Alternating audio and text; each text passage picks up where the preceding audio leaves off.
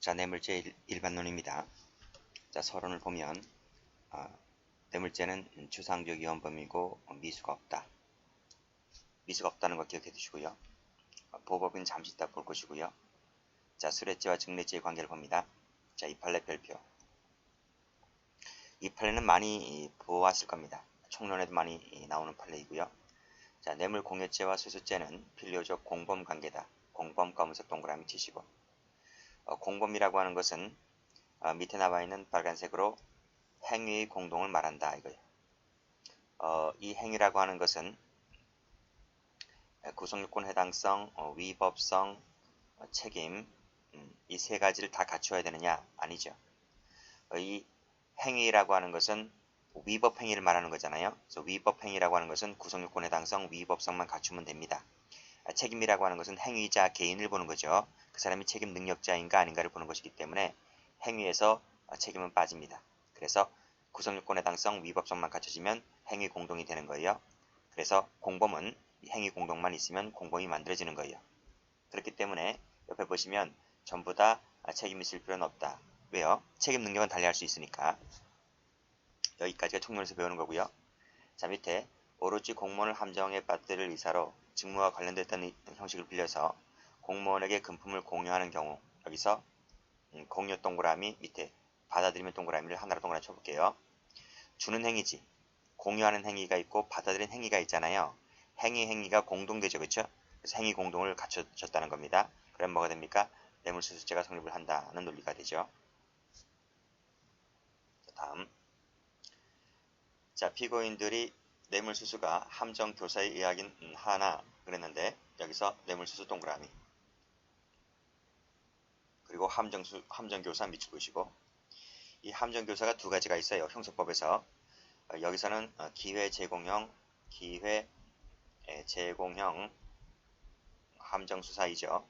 자, 우리 이 기회 제공형 함정수사의 경우에는 적법하다고 봐요. 그치?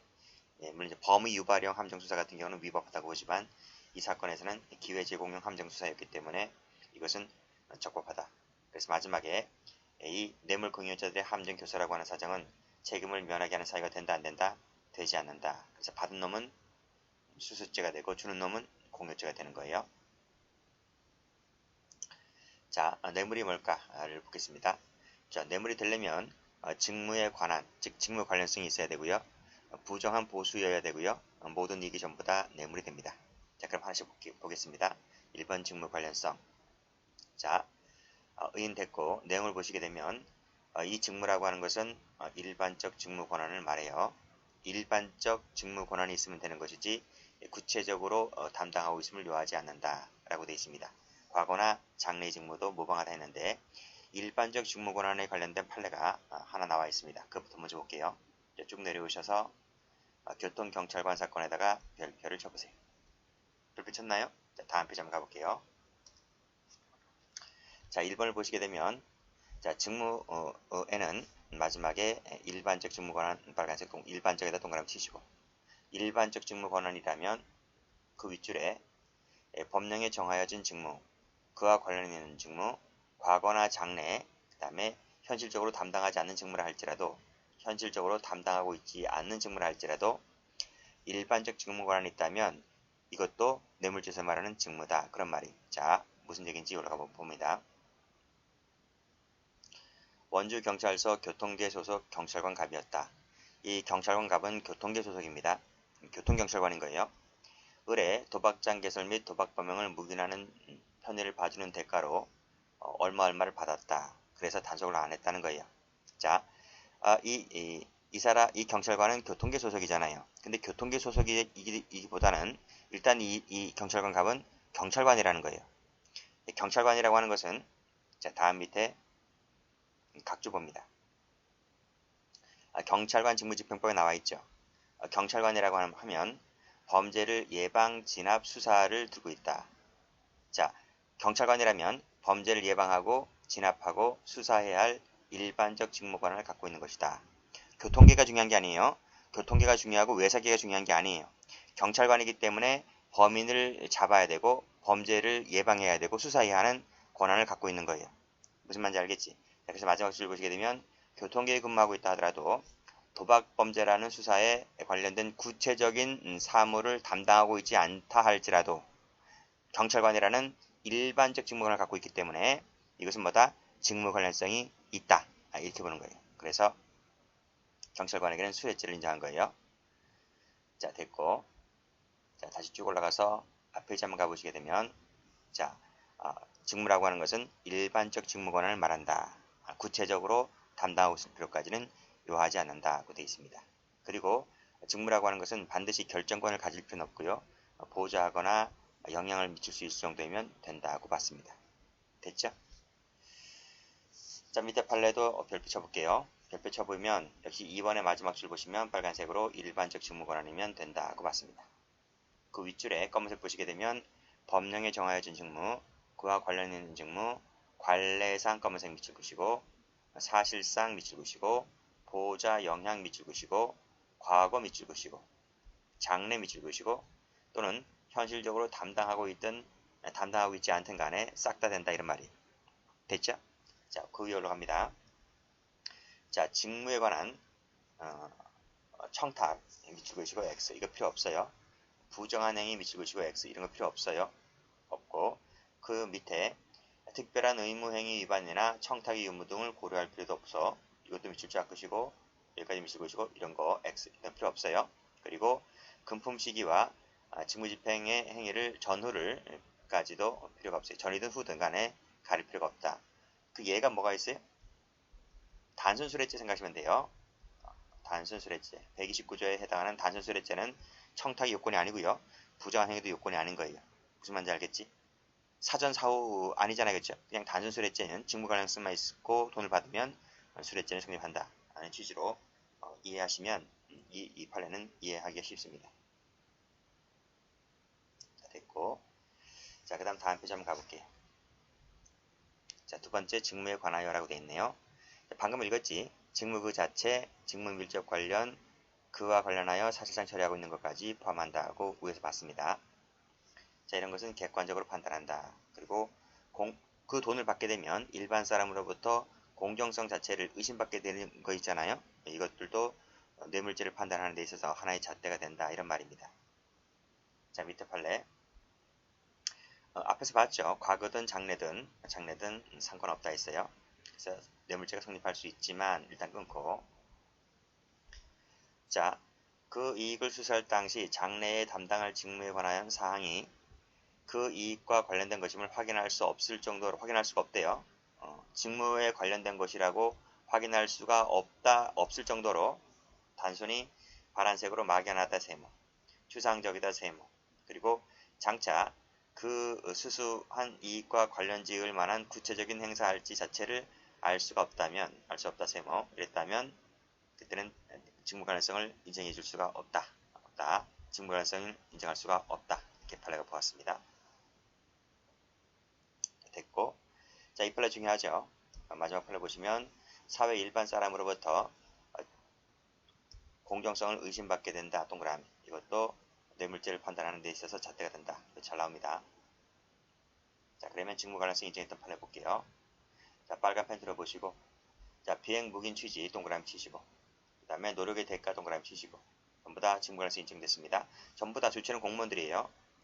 자, 경락 허가 허부 결정문 문안 작성에 관여해본 주사부가 경락 허가 결정을 좌우해달라 동그라미. 취지로 돈 받으면 직무 관련성이 있기 때문에 죄가 되고요. 구청기생과장이 건물 용도 변경 허가 관련 동그라미, 이와 관련 동그라미, 그 다음 이에 관하여 동그라미 전부 다 관련성이 인정된다고 봤습니다. 그 다음 시의회 의장이 뭐뭐 사업에 대한 시의회 심의와 관련 동그라미, 이와 관련 동그라미, 그쵸? 시의원인 피고인이 노인시설에서 구독하는 신문의 구독료 예산, 그치? 노인시설에서 구독하는 신문의 구독료, 신문 구독료 동그라미. 전부 다 시에서 관리합니다. 시의원이 이와 관련해서 돈을 받겠기 때문에 직무관련성이 인정되어서 뇌물세수죄가 된다고 봤습니다. 국립대학교 총장이니까 공무원이죠. 소속대학 교수가 행하는 동그라미. 그 평정 업무 관련 동그라미. 자, 대대주임원석 군인 공무원이죠. 그 병사들 보직 등을 결정하는 직무를 해왔는데 여기서 보직 등의 결정, 병사들의 보직 동그라미. 관련해서 돈을 받게 되면 뇌물수수죄가 됩니다. 자, 국회의원이 그 대가 동그라미 직무에서 인정됐다는 거죠. 그 소관 기관 업무 동그라미 치시고, 그 다음 경찰관이 재건축 조합 직무 대행자에 대한 진정사건을 수사하면서 재건축 설계업체로 선정되기를 희망하던 건축사 사무소 대표자로부터 이렇게 돼 있죠. 여기서 재건축 설계업체로 선정되기를 동그라미 하는 그 대표로부터 돈을 받았다고 했을 때 이것은 직무유연성이 있다고 봤어요. 왜냐하면 이 경찰관은 이쪽 재건축조합 진정사건 수사하는 사람이었기 때문에 관련자로부터 돈을 받게 되면 직무유연성이 있으므로 이 경찰관은 뇌물수수죄가 되는 것입니다. 자, 운전면허 담당 업무 경찰관인데요. 운전면허가 취소가 되지 않도록 해달라 동그라미. 당연히 직무유연성이 있기 때문에 뇌물죄가 되고요. 자, 경찰 공무원이 슬롯머신 업계에 5천만원 투자하였다. 5천만원 투자하였다. 근데 얼마 받았습니까? 1억 5천 받았네요. 라고 했을 때 이 금액을 초과한 액수니까 얼마입니까? 1억이죠. 1억을 뇌물로 봐야 한다는 겁니다. 됐습니까? 그래서 이 경찰 공무원이 슬롯모션 업계 관계자로부터 이러이러한 형식으로 돈을 받았다고 했을 때 직무유연성이 있는 것이다. 라고 해서 수뢰죄를 인정했습니다. 자, 경찰청장이라는 사람이 어떠한 수사에 대해서 영향력을 행사할 수 있었던 피고인인데요. 단지 안부 인사로만 나눌 정도였었던 사람이 미화 2만 달러를 받았다고 했을 때 뇌물죄를 인정했던 판례가 있습니다. 자, 공무원으로 의제가 되는 재건축 조합장이라는 사람이 조합장 직무 관련해서 돈을 받게 되면 역시 뇌물죄가 인정되죠. 자, 공사관리 총괄하는 직무 대행자인데요. 하도급 받을 수 있도록 하도급 동그라미 해서 청탁받았다면 직무유연성이 인정된다고 봤습니다. 자, 시도지사 나와 있네요. 시도지사라는 사람은 관광시설, 업체, 지감독 등의 업무를 관장하고 있었기 때문에 이런 사람 골프장 관계업자들로부터 돈을 받게 되었다면 당연히 뇌물죄가 된다는 판례가 됩니다. 다음, 자, 22번도 그 청탁 명목을 했으니까 직무유연성이 인정된다고 볼 수가 있겠죠. 자, 대통령 경제수석 비서관이라는 사람인데요. 자, 이 사람이 어떻게 했나요? 자, 밑에 금융기관 업무에 관하여 영향을 가질 수 있었다는 겁니다. 그래서 관련해서 도움을 받게 되면 뇌물죄가 인정되는 것이고요. 자, 도시계획국장이잖아요. 자, 여기서 건축공사 부분을 무회사에 하도급 받도록 해준 다음에 돈을 받았다고 했을 때 당연히 도시계획국장이기 때문에 건축 관련해서 도급받는다, 하도급받는다와 관련해서 직무유연성이 인정된다고 보겠죠. 돈을 받게 되면 뇌물죄가 인정됩니다. 자, 그럼 뇌물죄가 인정되지 않는 걸 한번 볼게요. 참여주사가 형량을 감경케 해달라는 청탁을 받고 돈을 받았습니다. 근데 형량을 감경해준다라고 하는 것은 법관이 하는 것이지 공무원이 하는 것이 아니죠. 그래서 돈을 받긴 받았지만 직무 관련성이 없기 때문에 뇌물수수죄가 되지 않는다는 판례입니다. 자, 그 다음 피고인들이 누구냐면 문교부, 편수국 공무원이에요. 오늘날 교육부입니다. 자, 교과서 내용 검토 및 개편 수정 작업을 의뢰받고 그에 따라서 돈을 받았다라고 하는 것인데 내용 검토 및 개편 수정 작업이라고 하는 것은 교육부 공무원이 하는 것이 아니고 책 저자가 하는 겁니다. 책 저자가. 그래서 이것도 역시 마찬가지로 직무유연성이 없기 때문에 뇌물죄가 되지 않는다는 판례가 됩니다. 자, 경찰청 정보과 경찰관이잖아요. 근데 외국인 산업 연수생에 대한 국내 관리 업체 선정 업무 이건 경찰이 하는 게 아니잖아요. 그렇죠? 그치? 직무유연성이 없다고 봤습니다. 자, 승진을 부탁했다고 했네요. 승진이라고 하는 것은 경찰서장이 하는 게 아니죠. 그건 청에 있는 인사과에서 하는 것이지 경찰서장이 하는 것이 아닙니다. 그래서 돈을 받긴 받았지만 직무유연성이 없기 때문에 뭐는 안 된다? 단순 수뢰죄는 되지가 않는다. 이런 말이. 대신 누구에게 부탁을 했기 때문에 알선 수뢰죄는 가능해요. 또는 이것이 변호사법 위반죄 행위에는 해당할 수 있을지 모르겠지만 단순 수뢰죄는 해당하지 않는다는 겁니다. 자, 그 다음 5번은 돈을 받긴 받았는데 의뢰상의 대가였다. 개인적인 신분관계 때문에 있어서 받았다라고 했을 때 직무유연성이 없다고 봤습니다. 다음 자, 해양수산부 해운 정책과 나와 있네요. 근데 중국하고 무슨 상관이 있어, 그쵸? 그 다음 도시계획 구획정립의 측량 기술원으로서 근무하였는데 입찰 예정 가격이 얼마일 것이라고 그냥 추측한 내용, 이건 추측한 내용을 알려주었기 때문에 직무유연성이 없다는 거예요. 그래서 죄가 되지 않은 것이고, 자, 쭉 읽어보시고 국립대학교 부설연구소가 무슨 법률에 근거하지 아니하고 국가와는 별개의 지위에서 이렇게 했다라고 했을 때 이것도 직무능력이 없다고 봤습니다.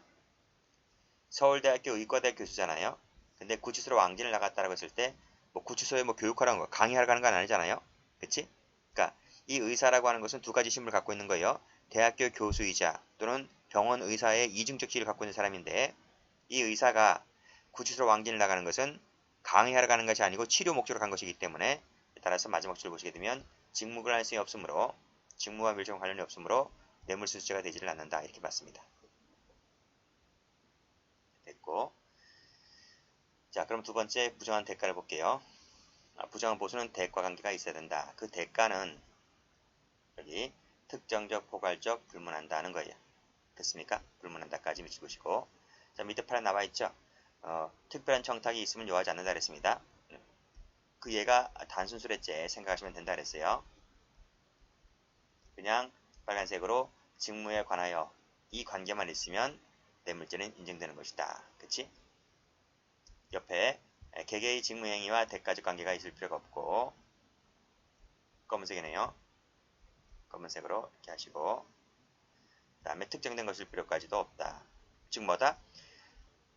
특정적, 포괄적, 불문한다. 그래서 이런 지문이 나오는 겁니다. 이 판에도 출제가 잘 되기 때문에 글표 하나 쳐두시고요.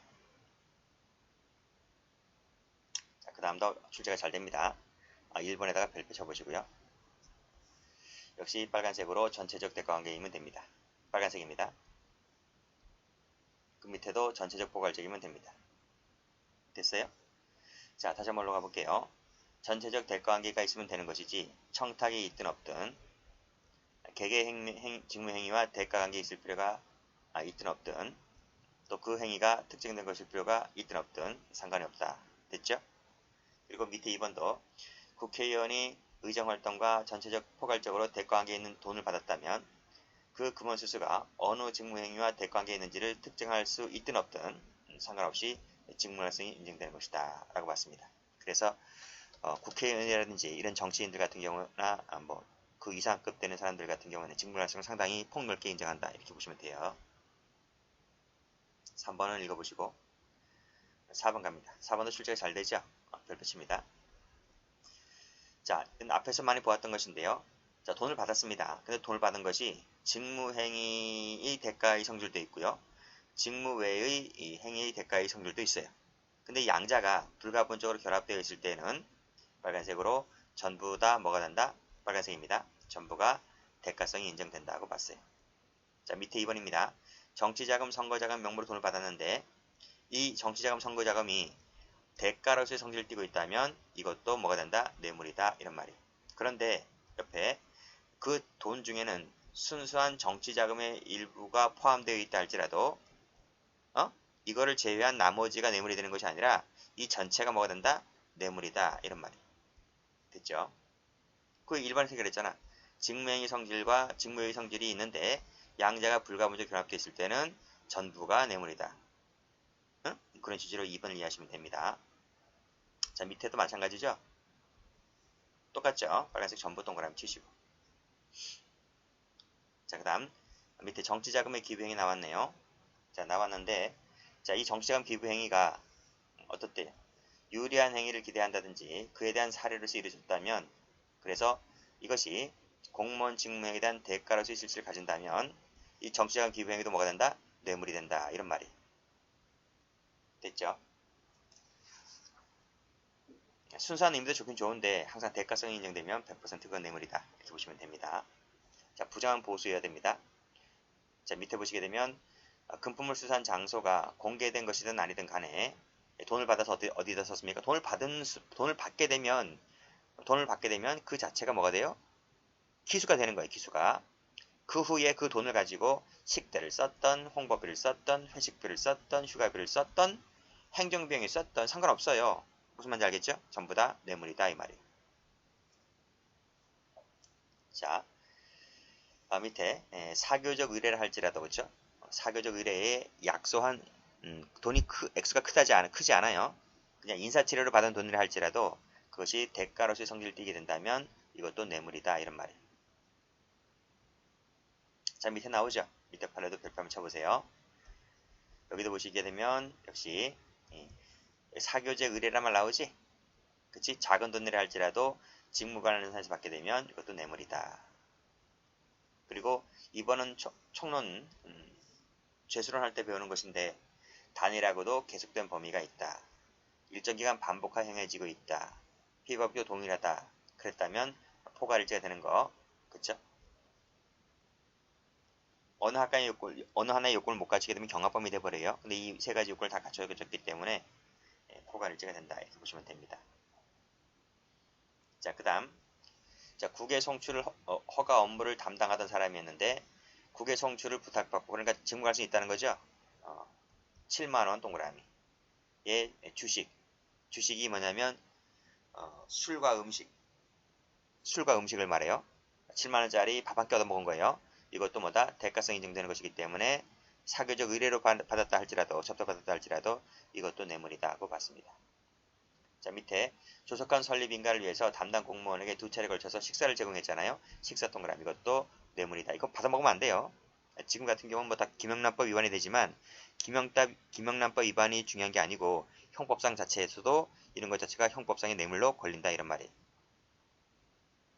자, 그러나 추구 의무로 낸 것을 사후에 전달받았을 뿐이라면 그것은 뇌물이 아니다 이렇게 봤네요. 개인적으로도 친분관계 좀 있고 이런 것들이 고려가 되었기 때문에 뇌물이라고 단정할 수는 없다 이렇게 봤습니다. 자, 이익도 보죠. 이익. 자, 이익이라고 하는 것은 수요 욕망을 충족시켜 족한 일체의 유형 무형적 이익을 말한다고 되어 있습니다. 이 이익은 재산적, 비재산적, 현존하거나 확정적일 필요가 없고 장차 기대할 수 있는 기대이익이라든지 조건부이익이라든지 불문하고 전부 다 되는 거예요. 예를 한번 볼까요? 예. 자, 양복, 자동차, 승진시킨다, 해외여행한다, 그치? 무이자로 금원을 차용한다는 것도 좀 봐두시고 이 순간에 정교 나오네요. 정교 자체도 뇌물이다 하고 본 거죠. 시가항 등이 예상되는 이 주식을 받으면 이것도 뇌물인 거예요. 그다음에 일정한 영업 보장을 하는 이런 투자 같은 경우도 뇌물이 될 수가 있고 무궁무진합니다. 무궁무진해요. 자, 로스쿨 검사 사건 이거 별표 쳐보시고요. 여기서 1번에 뇌물죄라고 하는 것은 쭉쭉 나오지 일체의 유형 무형적 이익을 말한다고 되어 있습니다. 빨간색으로 성적 욕구의 충족 동그라미 이것도 뇌물이다. 유사성교도 동그라미, 성교 동그라미 전부 다 뇌물이라고 봤어요. 자, 그 다음 제일 중요한 판에 나오네요. 자, 이 판례 별표입니다. 제일 중요하고요. 제일 출제가 많이 돼요. 자, 1번을 보시게 되면 역시 일체 유형 무형적 이익을 말한다고 되어 있잖아요. 빨간색으로 투기적 사업에 참여 기회 동그라미 참여 기회를 얻는 것도 이것도 뇌물이다. 그럼 기수는 언제일까요? 투기적 사업에 참여할 기회를 얻는 것도 뇌물이다 했는데 이 죄의 기수는 언젠가요? 기수는 언제다? 빨간색으로 투기적 사업에 참여하는 행위 종료시 참여 행위 종료시가 바로 기수다. 이익을 보든 안 보든 간에 행위가 종료가 되면 이때 기수가 된다는 거예요. 이건 색깔 칠하세요. 색깔 칠하시면 돼요. 워낙 출제가 잘 돼요. 자, 이때가 아닙니다. 자, 밑에 보면 경제사정의 변동으로 인해서 이득을 얻지 못했다 할지라도 뭐다? 여전히 기수다. 이득을 얻었든 얻지 않았든 그 이득 취득시가 아니라 행위 종료시가 기수가 된다는 거예요. 자, 그 다음 밑에 3번을 보시면 뭐가 나와 있나요? 액수 미상이 프리미엄이 예상되는 프리미엄이 예상되는 아파트 한 채를 받았습니다. 이것도 뇌물이라는 거예요. 자, 밑에 OX8을 보겠습니다. 프리미엄 동그라미 뇌물이죠. 수수하면 기수가 됩니다. 기수. 수수한 후에 부도가 되었다 할지라도 무죄가 되는 것이 아니고 여전히 기수가 되는 겁니다. 장례식 가항 등이 예상됩니다. 이런 것들 전부 다 뇌물이 되는 것이고 그 다음에 토지 교환해 주는 거지. 토지를 교환해 주는 거. 근데 이 토지가 어떤 토지냐면 향후 개발이 되면 땅값이 참 많이 오르는 땅이에요. 이러한 무형적 이익도 뭐가 된다? 이것도 뇌물이 된다고 봤어요. 그 다음 4번을 보시게 되면 자동차를 뇌물로 제공받았다 했는데 그 원부에 뇌물수수자가 소유자로 등록되지 않았대요. 소유자로. 그럼 이건 무슨 차량이라는 거야? 리스 차량이라는 거야. 리스 차량 한 대를 받았다는 거예요. 자, 그랬다면 자동차의 그 약정 기간 동안은 사실상의 소유자로서 내가 자동차에 대한 실질적인 사용 및 처분 권한이 있기 때문에 이때는 뭐가 된다? 이 자동차 자체를 뇌물로 보아야 한다는 것이 판례입니다. 전부 다 뇌물죄를 인정했어요. 다음, 자, 뇌물죄 같은 경우에는 필요적 몰수 추징 조항이 있죠. 자, 조문 봅니다. 범인 또는 정을 아는 제3자가 받은 뇌물입니다. 받은 뇌물은 수수지, 수수. 그 다음에 공할 금품은 뭔가요? 이건 약속이지.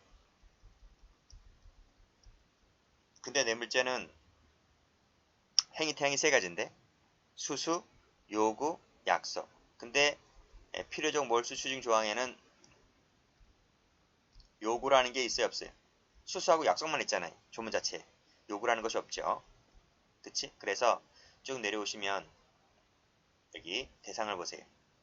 자, 받은 뇌물 또는 뇌물의 공할 금품이라 했기 때문에 수수하고 약속만 규정되어 있죠. 그래서 요구만 했을 때는 본죄가 되지 않는다. 고 봤습니다. 요구만 했을 때는 몰수 추징이 안 된다고 봤습니다. 자, 그 판례가 어디 나와 있는가요? 자, 밑에 판례 나와 있지? 파란색으로 요구하였으나 요구에다 세모 쳐보세요. 즉각 거부하여 특정되지 않아서 몰수할 수 없으므로 결국 가액을 추징할 수 없다. 즉 요구만 했을 때는 뭐가 안 된다? 몰수도 안 되고 추징도 안 된다. 이렇게 보시면 됩니다. 자, 그 다음 그 위에 판례가 중요합니다. 별표 쳐보세요. 자, 몰수는 특정된 물건에 하는 것이다. 특정 물건에. 그쵸? 특정 물건에 대해서 몰수를 하는 것이고 추징도 이를 전제로 해서 하는 것입니다. 만약에 이것이 특정이 되지 않았잖아요. 그치? 않았다라고 했을 때는 세모 쳐볼까? 특정되지 않은 거 세모 치시고 그랬을 때는 몰수도 안 되고 추징도 안 된다. 그쵸? 그러니까 공무원이 뇌물을 받았어요. 뇌물을 100만원을 받았는데 그 100만원이 밝혀진 것만 그것만 쏙 빼서 몰수 추징을 하는 것이지 100만원 받았다고 해서 그 사람 통장에 있는 돈 싹 다 빼먹으면 안 되잖아요. 그치? 개인 재산권 침해이기 때문에 뇌물로 밝혀진 것만 특정된 것만 쏙 빼간다. 이렇게 보시면 됩니다. 자, 올라가시고 자, 뇌물의 몰수와 추징이 필요적이다. 자유재량이 인정되지 않는다는 점에서 형법 제48조의 특칙조항이다. 그렇죠? 형법 제48조는 임의적 몰수 추징이지. 근데 각칙에서는 필요적입니다. 됐고 상대방을 볼게요. 자, 뇌물을 현재 보유하고 있는 자로부터 몰수하거나 추징하는 겁니다.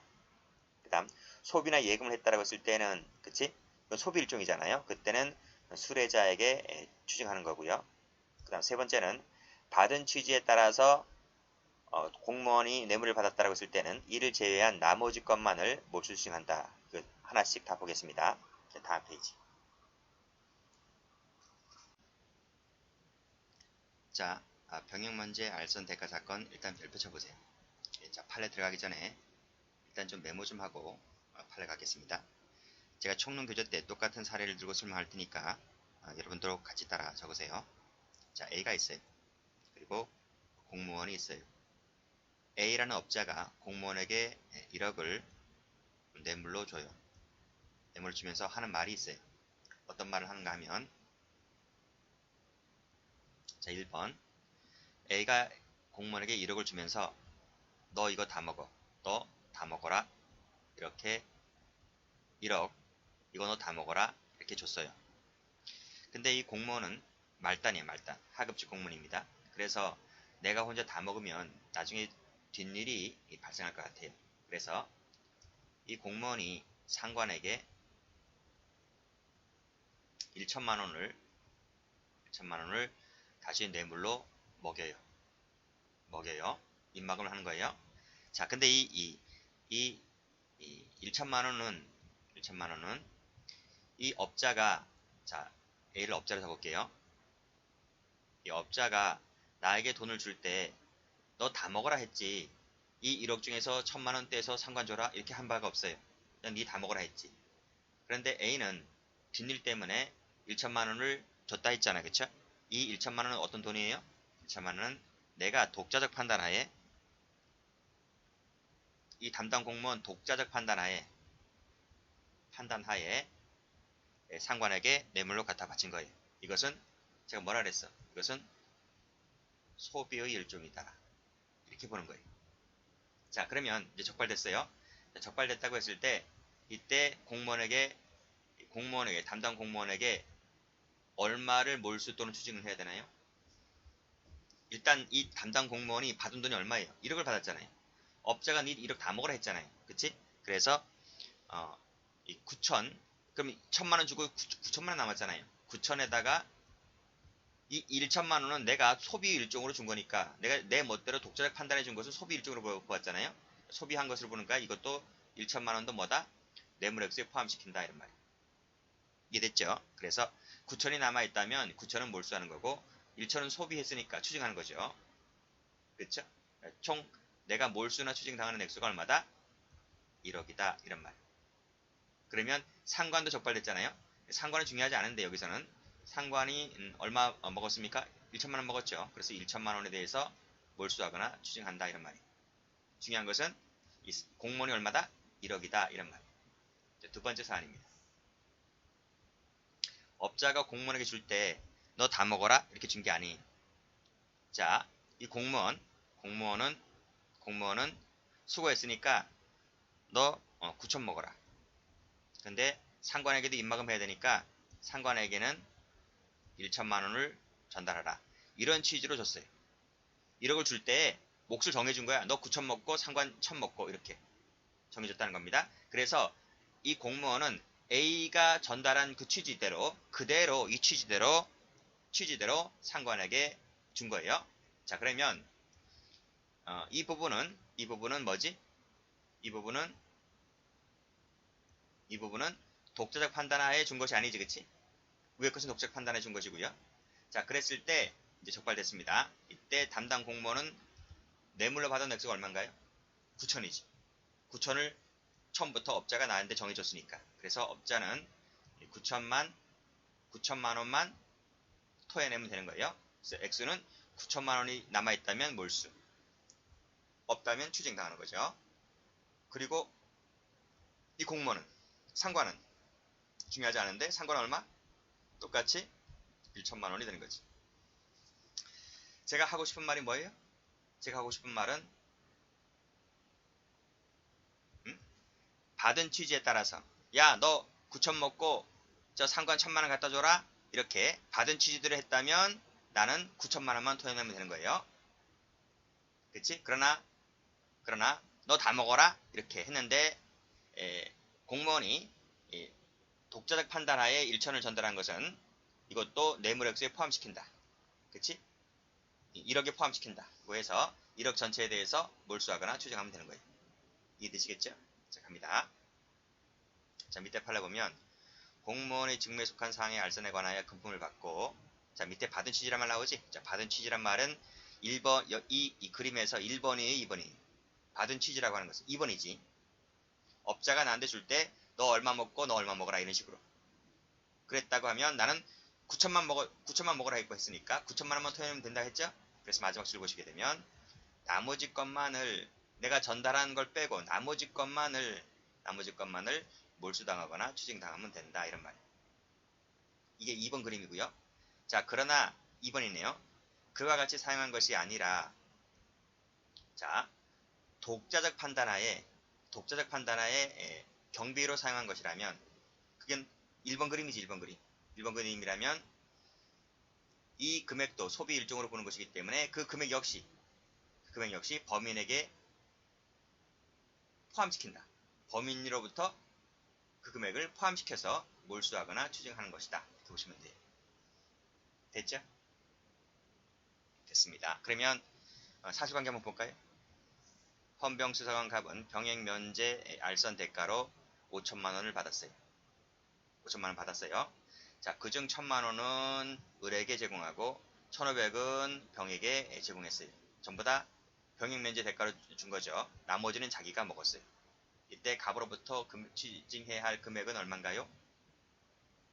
이 그림은 1번 그림이에요, 2번 그림이? 2번 그림이지. 그치? 그러니까 업자가 A가 헌병수한 갑에게 줄 때 병역 면제 대가로 지금 5천을 줬잖아요.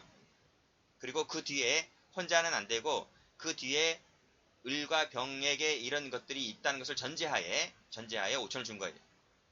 그래서 헌병수한 그 돈을 받고 그 용도대로 쓴 거예요. 그러니까 2,500을 책임자들에게 갖다 준 거죠. 나머지 5,000원, 2,500원 내가 먹고. 그러니까 1번 그림이 아니고 2번 그림이 되는 겁니다. 여기서는 이 사안에서는 답이 얼마예요? 2,500이 되는 거예요. 됐죠? 자, 그 다음에 상대방을 볼 텐데요. 여기서 그 노트를 한번 펴보세요. 노트를 펴보시면 88페이지입니다. 총론 노트인데요. 자, 이것은 총론 강의 때 제가 하는 건데, 자, 이 그림 한번 보세요. A가 있어요. A는 증례자예요. 증례자. 업자예요. B는 공무원이고 수뢰자입니다. 그래서 A가 B에게 1억을 줬잖아요. 1억을 전달합니다. 근데 B가 이 돈을 쓰지 않고 그대로 A에게 반환을 해요. 쓰지 않고. 그러면 A가 그 돈을 갖고 있잖아요. 이때 적발되었다고 했을 때 몰수나 추징의 상대방은 B가 아닌 누구다? A가 이 물건을 갖고 있기 때문에 A로부터 몰수하거나 추징한다 이런 말이에요. 이해되시죠? 다시 교재 한번 와볼까요? 자, 보시면 수뢰자가 뇌물을 그대로 보관하고 있다가 이걸 그대로 증례자에게 반환했다고 했을 때 상대방은 누구다? 증례자다 이런 말이에요. 다시 노트 와보시면 자, A가 B에게 1억을 줬어요. 근데 이 B가 전달한 것이 아니라 이 B가 이 돈을 상관에게 뇌물로 갖다 바쳤단 말이에요. 이것은 소비 일종이라 했지? 소비 일종이라 했지? 그러면 소비한 사람이 누구예요? B가 소비했잖아요. 그래서 추징의 상대방은 수뢰자가 되는 거예요. 증례자가 되는 것이 아니고요. 또는 상관에게 갖다 준 것이 아니라 자기가 개인적으로 소비하고 다녔어요. 또는 이 받은 돈을 예금하거나 입금하거나 또는 타인 명의 자기 명의 가리지 않고 예금했다는 거예요. 또는 뇌물을 갖다 바쳤다든지 숙식비로 썼다든지 애들 뭐 교육비로 썼다든지 했을 때 이 전체가 전부 다 소비 일종이기 때문에 이 소비 주체가 누굽니까? B이기 때문에 B로부터 몰수하거나 추징을 한다 이런 말. 이해되시죠? 다시 교재를 와서 보시면 자, 수뢰자로부터 추징하는 것이기 때문에 이건 세무 쳐볼게요. 예금했다, 소비했다, 다시 뇌물로 갖다 바쳤다, 밑에도 입금했다. 이런 것은 전부 다 수뢰자가 한 짓이기 때문에 수뢰자로부터 추징한다. 이런 말이에요. 됐죠? 자, 다음 페이지 추징의 방법을 볼게요. 자, 이 판례 별표 한번 쳐볼게요. 무지 중요하다. 이 판례. 됐습니까? 자, 이 판례 가기 전에 노트를 다시 한번 펴볼게요. 노트 다음 페이지 보시게 되면 추징의 방법인데 개별적 추징이 있고 징벌적 추징이 있잖아요. 자세한 것은 다 총론 시간에 합니다. 근데 그 개별적 추징에 해당하는 것이 형법과 변호사법 위반자란 말이에요. 그러니까 형법에서는 개별 추징이 원칙인 거예요. 징벌 추징이 아니고요. 이게 아니고 형법에서는 개별 추징이라고. 자, 무슨 얘기냐? 업자가 경찰서 지구대에 경찰관들에게 1억을 갖다 바쳤다 했어요. 근데 이 4명의 경찰관들이 5천, 3천, 1,000 이렇게 액수를 나눠서 가졌습니다. 그랬을 때는 원칙적으로 개별적 추징이다. 그래서 내가 먹은 것만큼 토해내면 된다 이런 말이에요. 이해되시죠? 근데 만약에 개별액을 알 수 없을 때는 평등 분할액을 추징한다 이런 말이에요. 그것이 형법이 이렇게 되어 있단 말입니다. 자, 그러면 교재 한번 와볼까요? 교재를 와서 보시면 판례, 밑에 판례 보세요. 여러 사람이 뇌물을 받았다라고 했을 때 밑에 개별 추징이 원칙이다. 그쵸? 근데 만약에 개별액을 알 수 없을 때는 평등 분할 추징이다. 이런 말. 됐죠? 다음 가로 2번 뇌물 수수한 자가 공범 수수자가 아닌 공동 수수자가 아닌 교사범 종범에게 뇌물 중 일부를 사례금 명목으로 주었다 하는 거예요. 근데 이 사례금 명목이라고 하는 것은 앞에 그림에서 너 다 먹어라. 어? 이렇게 준 거냐? 아니면 몫을 처음부터 네 9천만 원 먹고 야 1천만 원 먹고 이렇게 몫을 처음부터 취지에 맞게끔 정해줬느냐? 이런 말인데 그러면 여기서는 이 사례금을 준 것은요. 이것은 몫을 처음부터 정해준 것이 아니라 이것은 피고인이 독자적 판단하에 교사범이나 종범에게 사례금을 준 거야. 그러면 이 사례금 준 것은 뇌물 액수에 포함시켜요? 제외시켜요? 포함시킨다 했잖아요. 그렇죠? 그래서 그 뇌물 수수자에게는 이 사례금을 포함시켜서 받은 돈 전액에 대해서 뭐한다? 빨간색으로 전액에 대해서 몰수하거나 추징한다 이런 말이에요. 왜? 이 돈은 독자적 판단해 준 것이기 때문에. 됐죠? 자, 올라갑니다. 자, 사실관계부터 먼저 읽어볼게요. 공무원 갑은 을로부터 향응을 제공받았는데 이 자리에 을이 잘 알지 못하는 자신의 친구 병을 초대하여 함께 접대를 받았다. 을은 접대 비용으로 총 210만원을 지출했다. 이때 각자 비용이 불명이라면 갑으로부터 추징해야 할 금액은 얼마일까? 이런 말이에요.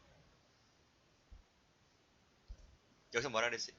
여기서 여러 사람이 뇌물을 받았다라고 했을 때 개별적 추징이 원칙인데 개별액을 알 수 없을 때 평등 분할 추징이라고 했잖아요. 그치? 근데 우리 술자리 한번 다 가져본 적 있죠? 술자리 먹을 때 이 친구가 몇 잔 먹고 저 친구는 몇 잔 먹고 이 친구는 몇 병을 먹었는지 계산하고 먹는가요? 그렇지 않잖아요. 어? 많이 먹은 사람 많이 내고 적게 먹은 사람 적게 먹고 그러나요? 보통은 그 쓰인 액이 불명이라고 하면 210만원이라고 했기 때문에 이걸 3등분 하잖아요. 3인분으로 나누잖아요. 그쵸? 나누면 얼마입니까? 70만원이다. 70만원. 그쵸? 그래서 불명이라면 일단은 밑에 평등 분할액. 불명이라면 평등 분할액을 가지고 뇌물액수를 본다. 이런 말이에요. 그럼 봐봐요. 자, 갑이 먹은 것이 지금 70만원이고요. 병이 먹은 것이 70만원이고요. 을이 먹은 것이 70만원이에요. 그치? 그치? 그런데 문제는 뭐냐면 이 친구를 누가 데리고 왔어요? 친구를 을이 데리고 왔나요? 을하고 병은 모르는 사이라 했잖아요. 이 친구는 갑이 데리고 왔어요. 그러면 이 친구가 먹은 70만원은 누가 돼야 되는 거예요? 누구 비용으로 들어? 이것도 n분의 1로 나누는가요? 이것도 35만원, 35만원 해서 갑은 105만원, 을도 105만원 이렇게 해야 되는 건가요? 친구를 데려오지 않았다면 내가 쓸 수 있는 비용은 140만원밖에 안 되잖아요. 그치? 친구를 갑이 데리고 왔다는 거예요. 그렇기 때문에 이 친구가 먹은 접대 비용은 누가 부담한다? 누가 먹은 것으로 간주한다? 갑이 먹은 것으로 간주를 한다는 거야. 그래서 내가 을이 쏜 비용은 210만원이지만 그 중에서 내 목숨 빼고 내 목숨 70만원 빼고 나머지 얼마? 140만원. 140만원이 바로 뭐다? 접대 비용이다. 이런 말이에요. 그래서 추징해야 할 금액은 얼마다? 140만원이다. 이런 말이에요. 자, 판결리 집어 볼게요. 자, 그 자리에 피고인 스스로가 제3자를 초대해서 함께 접대를 받았어요. 그랬을 때 그 친구가 먹은 술값은 피고인 접대 비용에 포함시키자 이런 말. 됐죠? 2번도 잘 나옵니다. 그럼 1번 볼게요. 자, 지금 3명이 모였잖아요. 그쵸? 그래서 피고인 접대에 쓰인 돈, 내가 쓴 돈, 내 술값. 그러면 이것이 확실히 가려진다면, 확실히 가려진다면 개별 추징이 원칙이라 했잖아요. 그쵸? 그렇기 때문에 확실히 가려진다면 전자를 가지고 피고인의 접대 비용으로 보아야 한다. 피고인에게 들어간 돈이 얼마인지가 확실히 나와 있다면 그것을 가지고 접대 비용 수액으로 보아야 하는 것인데, 근데 제가 그랬잖아. 네 몇 잔 먹고 내가 몇 잔 먹는지 내가 몇 병 먹는지 그걸 세면서 일일이 세면서 먹는 게 아니라고. 그쵸? 따라서 일단 끊고 이게 불명하다면 평등 분할액수를 가지고 수액으로 정하여야 되겠다. 그래서 210만원을 n분의 1로 나눈 거예요. 불명하기 때문에. 그래서 각각의 70만원씩 70만원씩 70만원씩 계산한 것이 그거예요. 됐죠? 근데 친구를 데려온 것은 이것도 피고인 접대 비용에 속하는 것이기 때문에 이 모든 것을 가지고 접대 비용으로 보아야 한다는 겁니다. 자, 그 다음 이 판례도 총론 교재에 나오는 건데 뇌물을 받은데 내가 필요한 경비를 썼어요. 그럼 이 필요한 경비는 뇌물액수에 포함시킵니까? 아니면 뇌물액수에서 제외시키고 하는 겁니까? 그러니까 무슨 얘기냐면 내가 뇌물을 1000만원을 받았어요. 1000만원을 받았는데 내가 10만원을 필요 경비로 지출을 했어요. 그러면 내가 1000만원에서 10만원을 썼기 때문에 이걸 빼면 990만원이잖아요. 990만원이 그러면 내가 뇌물액수가 됩니까? 실질적으로 내가 취한 것이 990이기 때문에 990입니까? 1000입니까? 뇌물액수가. 10만원을 공제를 합니까? 공제하지 않습니까?